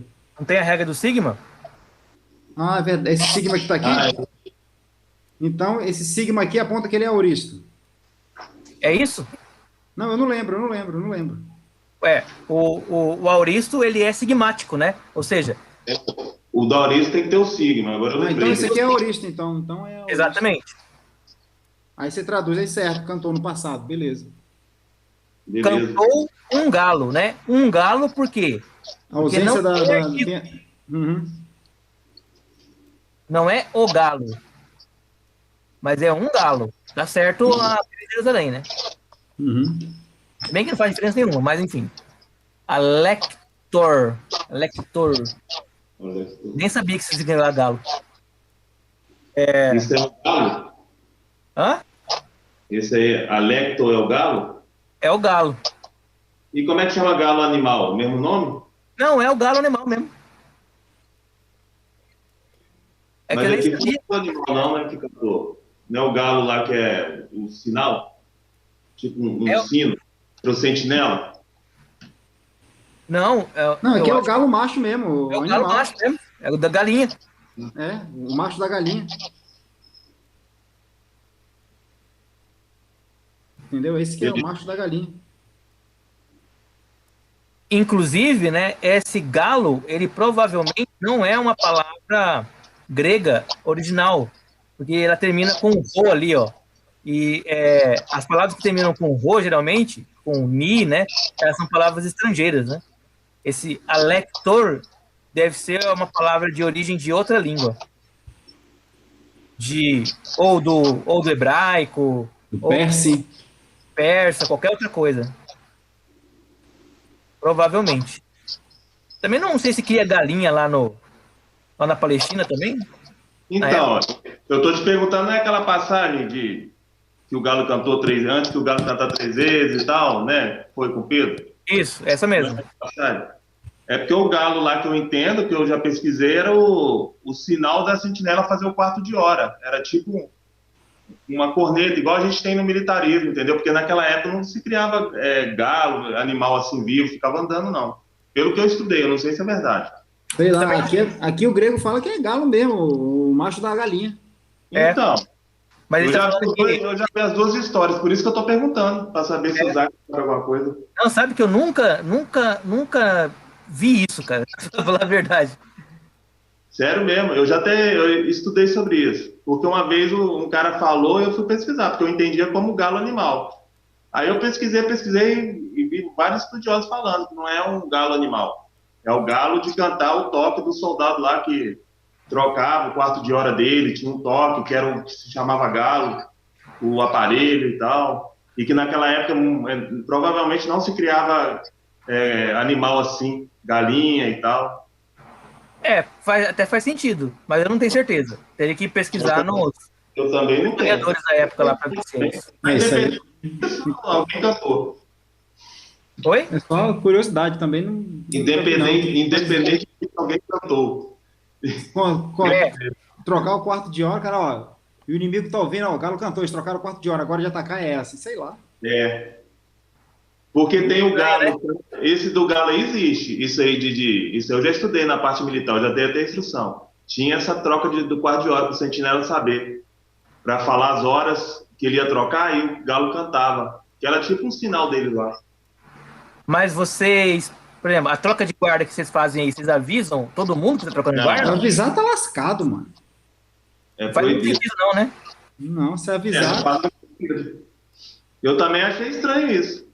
Não faz assim, tem que pesquisar, mas pra mim não fez muito sentido, não. Mas, tanta coisa que a gente não sabe, né? De repente, vai que existe alguma coisa dessa aí. Então, Né? mas você vê, né? Se vocês não fossem militares, a gente não ia nem achar estranho isso. Porque pra mim, tinha toque de trocar guarda. Não era de tocar guarda, era um toque que dava de tantas e tantas horas lá, entendeu? Aí o pessoal aproveitava para fazer o rodízio. Pode ser. Vamos pesquisar isso aí pra ver. Eu não sei, tem a missa do galo, né? É a missa do galo católica, né? E eles simbolizam a missa do galo por um galo mesmo, né? Tem o galo da madrugada de Recife. Mas enfim, então aqui o que acontece, né? O verbo vai ser o verbo ephonesen, né? Ephonesen, que é o verbo principal da frase, né? E aí você tem aqui, isso aqui que seria, né? O tal do genitivo absoluto, que de alguma forma ele tá fazendo o que aqui, ó? Ele fala, né? Descrever as circunstâncias em torno do verbo principal, né? Ou seja, ele está dizendo o que estava acontecendo em torno do verbo principal. Certo? O Galo cantou quando ele ainda falava. Qual era a circunstância que estava acontecendo quando o verbo principal aparece? A circunstância era... O cara estava falando ainda. Aqui embaixo, né? E descendo eles do monte. Mas não tem verbo principal para saber. Aí não dá. E agora? Por que faz isso, né? E agora ele tá de sacanagem aqui, é para você ir pesquisar. A gente ajudar, ele tá atrapalhando esse vagabundo desse... Porque aqui tem que ter um verbo principal para a gente poder ver, né? Mas assim, e descendo eles do monte, né? Alguma coisa, o verbo... Vamos lá, sei lá que verbo vai estar aqui. Tá sacanagem. Esse aqui tem? Não, nenhum mais tem aí, mano. Também não tem verbo? Também não tem Nenhum verbo. mais tem. Sacanagem. Só pra tu exercitar a mente. Aí dá uma dica no final.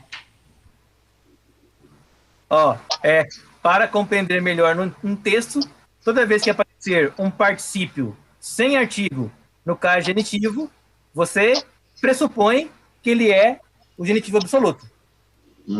Para ele ser genitivo absoluto, ele tem que ser um genitivo, um particípio genitivo com um substantivo ou pronome genitivo também.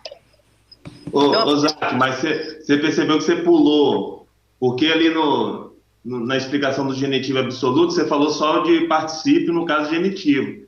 E tem um segundo argumento lá também, ó. Um substantivo ou pronome também no genitivo funciona como se fosse sujeito do particípio. Não, mas é E. É os dois, ó. Mas você leu isso? Eu não lembro de você ter lido isso. Sim. Particípio no genitivo, junto com o substantivo ou pronome. Que também está no particípio, né? Aí que ele forma o genitivo. O genitivo absoluto não é o particípio genitivo. É a junção do particípio genitivo com um substantivo ou pronome no genitivo também. Aí você esquece que ele é genitivo e vai trabalhar como se ele fosse um qualificador do verbo principal.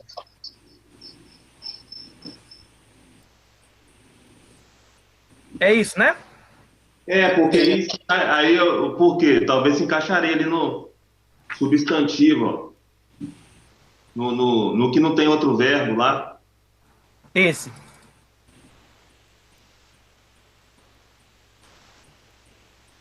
Descendo no monte, né? Do monte lá é o substantivo do. Ah, não. Não. Aqui, ó. Eu tô viajando aqui. É aqui, ó. Esse aqui é o pronome no genitivo. Genitivo plural, né? E aqui é o verbo particípio genitivo. Então, juntou o particípio genitivo com o pronome genitivo. E aí virou um genitivo absoluto. Ele está qualificando um verbo que não está aqui. Porque o cara sacaneou com nós, não deixou o verbo aqui. Acho que ele quer só mostrar, na verdade, não é a relação, né? Ele quer só mostrar a existência do tal do verbo. Essa união aí, né, que você acabou de falar, a união do verbo mais o genitivo aí. Se bem que aqui ele está colocando, né? Só o verbo no particípio, sem nenhum. Só se nenhum. Ali tem o pros, né? Então, mas o pros ele é Pronome não. Não é pronome, não. É preposição. Preposição, isso. Então, na regra lá não estava dizendo isso, né? Mas esse pros aí tem que ser uma preposição genitiva. Mas aí o tom não é genitivo, né? Nem o tom, nem o oclone, né? Que é acusativo. Bom, aí tá sacanagem de novo com nós, né? Porque daí ele colocou um verbo particípio que tá sozinho com genitivo. Aí ele tá falando então o quê? Bom, 4 aqui, ó. Vamos ver no 4 lá embaixo. Observe que neste exemplo aparece apenas o particípio no genitivo, sem ser o sujeito.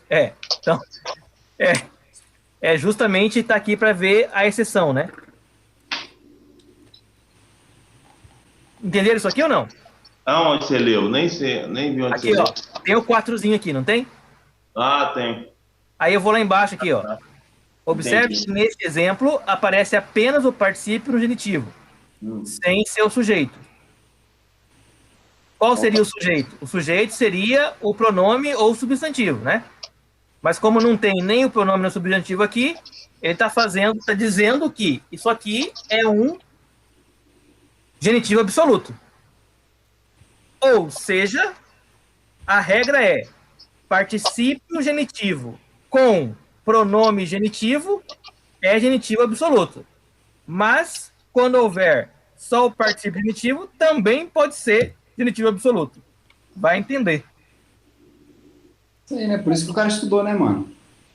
Doido. Aqui embaixo fica tranquilo, né? Porque tem aqui, né, o Oinu, né? E Oinu aqui é vinho, né? É vinho. É o nominativo, né? Mas seria do vinho, né? Porque ele é genitivo. É oinos, né? Que é o Oinos, eu sou... Isso. Uma vez que ele está aqui no genitivo, e isso aqui também está no genitivo, então ele virou um genitivo absoluto novamente. Esse vinho, cara, eu tava vendo aqui na Páscoa judaica, não tem a celebração com vinho, né, cara? Oi? Não tinha celebração com vinho na Páscoa judaica, né? Não? O vinho era algo tomado assim, tipo, era como se fosse, tomava, mas a Páscoa, quando vai celebrar, é o pão sem fermento, A erva amarga, né? é a erva amarga e tem outro elemento, mas não tinha o vinho. Não lembrava disso, não. Não tinha o vinho. O vinho é uma inserção no Novo Testamento por Jesus Cristo. Eu acho que é tipo um cafezinho, o vinho para eles, não? A gente chama o cara para tomar um café, eles chamavam para tomar. O vinho eles tomavam, tipo, tirava dessa ideia de que vinho não tinha álcool, eles tomavam vinho rotineiramente e vinho que tinha álcool. Não tem essa de dizer que não tinha álcool. O vinho era alcoólico, mas eu vi o professor falando, nesse curso que eu estou fazendo, até perguntaram para ele o que simbolizava o vinho no Antigo Testamento. Ele falou, olha, falar para você no Antigo Testamento é difícil porque o vinho era algo que tomava assim, ele não fazia parte dos elementos para tomar, mas ele era tomado. Então, eu não tenho como te falar exatamente o que significava ali para eles. Agora, que eles gostavam de vinho, sim. Isso a gente vai encontrar em todo o texto, que era inclusive uma dádiva de Deus. Mas o vinho foi inserido no sacramento, né, no Novo Testamento. Então, eu acho que o limite seria o embriagar, né? O cara embriagar ali era o limite, tá errado. Mas a Páscoa era aquela refeição que eles fizeram antes de sair do Egito. Se eles tivessem tomado vinho antes de sair do Egito, talvez não teriam ficado tão alertas, né? Talvez seja essa a razão de lá. Faz sentido. Eu estou falando da Páscoa judaica, eu não estou falando da celebração cristã, da morte e ressurreição de Cristo, que aí é uma outra coisa, né? Sim. É uma outra coisa. Já a Páscoa, pode falar de Páscoa cristã, né? Você morreu para os pecados e ressuscitou para ele. E aí é uma alegoria que a gente faz, né? Sim. Que não é incorreta. Mas na Páscoa não tinha celebração com vinho, né? Você come uma folha amarga, o pão asno. É o cordeiro, o pão e a Isso, esses três elementos aí, exatamente. Qual que é? É o cordeiro com as ervas amargas e o pão sem fermento. Só, né? Era só esses três elementos, entendeu? O amargo é para simbolizar a amargura que ele sofreu no Egito e agora está sendo libertado, né? E aí faz um sanduichão e deixa pronto para poder picar mula. Para poder pegar o beco, que nem falar na minha cidade. Eu podia, se não me engano, quando eu estava lendo, tinha que comer tudão. Isso, não podia deixar nada, tinha que comer tudo. Isso. Tinha que comer tudo. Você compartilhava, né, com as outras famílias, né? O sangue dele era na ombreira da porta, entendeu? Então, era o pão, a folha e o cordeiro. Isso aí. Não tinha vinho. Eu falei, cara, na minha cabeça sempre teve vinho, entendeu? Mas eu nunca tinha pensado nisso, não. Depois que você falou, eu imaginei aqui. Primeira vez que eu penso nisso também. Falei, olha, é verdade, né? Realmente não tinha vinho lá, não. Não tinha, né? Aí eu fui falar pro Thiago, o Thiago já veio. Eu falei, calma, deixa eu terminar de falar, pô. Deixa eu molhar o bico, né? Mas é assim, né? A Santa Ceia, né, de Jesus é assim, depois de haver ceado, tomou o pão e o vinho, né? Isso, mas aí já foi Jesus quem estabeleceu, foi Cristo, né? Sim, mas o que eu tô falando é que a Santa Ceia não é uma ceia, né? Ela é uma refeição. Uma coisa que é feita depois da ceia. É uma refeição, né? Não é, porque a refeição foi antes, né? Foi antes da refeição?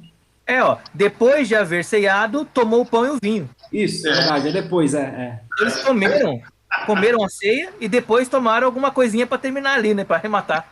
Uhum. E fazer isso em memória de mim. Então, a gente pode até navegar aí no campo de, olha, fazer isso em memória de mim, para lembrar o que está acontecendo, o que vai acontecer, né? E que isso simboliza. Mas no Antigo Testamento não tinha vinho, cara. Né? Ele mostrou, agora eu vou dar o bisu para vocês aqui, para vocês sempre lembrarem de mim. É isso aí. E é importante ser o vinho, né, simbolizando o sangue, né, porque é vermelho, né, e o pão simbolizando o corpo, né.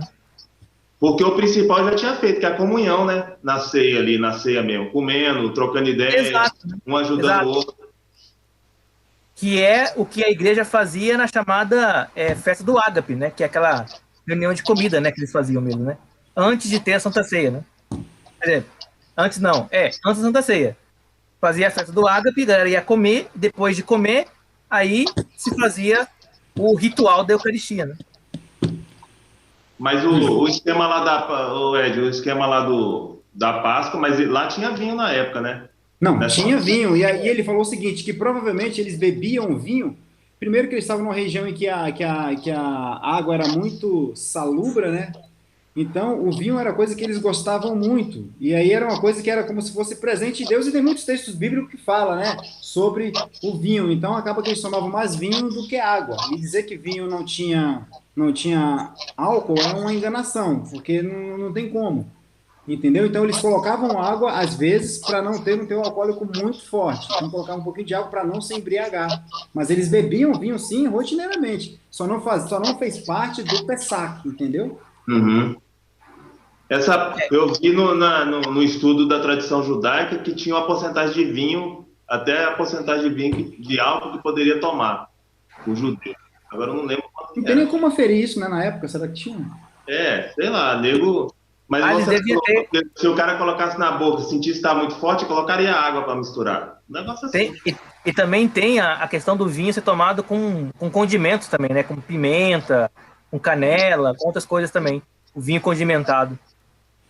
Alguns dizem até que eles tomavam vinho com alguns elementos, tipo assim, chumbo, sabe? Umas coisas assim para potencializar o efeito do vinho, né? E aí tem vários textos falando sobre o perigo do vinho condimentado, né? E o vinho tinha álcool, e não tem como dizer que não tinha. Não, isso, onde eu passei, onde eu li, onde eu fui, até eu fui, busquei, achar, mas tudo falava que tinha álcool. Mas não vai ter como não ter, não. Só dar o suco de uva ficar parado, ele vai fermentar. Não tem como. Eu sei, o Thiago me perguntou isso uma vez, entendeu? Aí ele fala que não tinha, que não era fermentado, que não tinha álcool, entendeu? Não, tem sim, sempre tem. Só se você na Alemanha ou lá na Inglaterra e proibir os caras de tomar cerveja. Isso é algo cultural, não tem como fazer isso. Os caras vão matar você.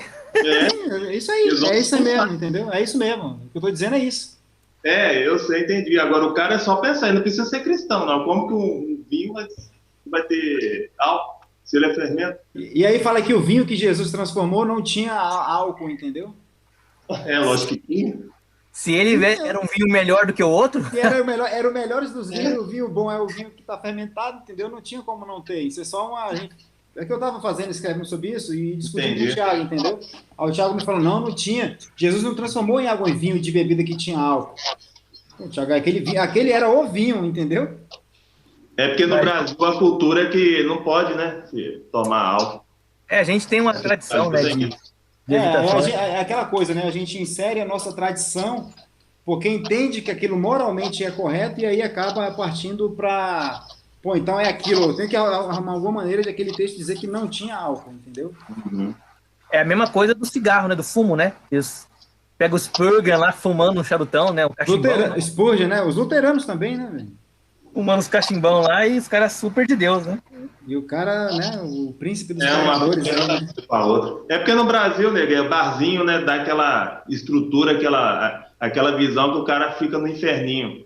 É lógico, se liberar aqui também no Brasil, vai ficar ruim. Vai dar cheio de nego 4 horas da tarde, domingo, tomando cerveja no bar.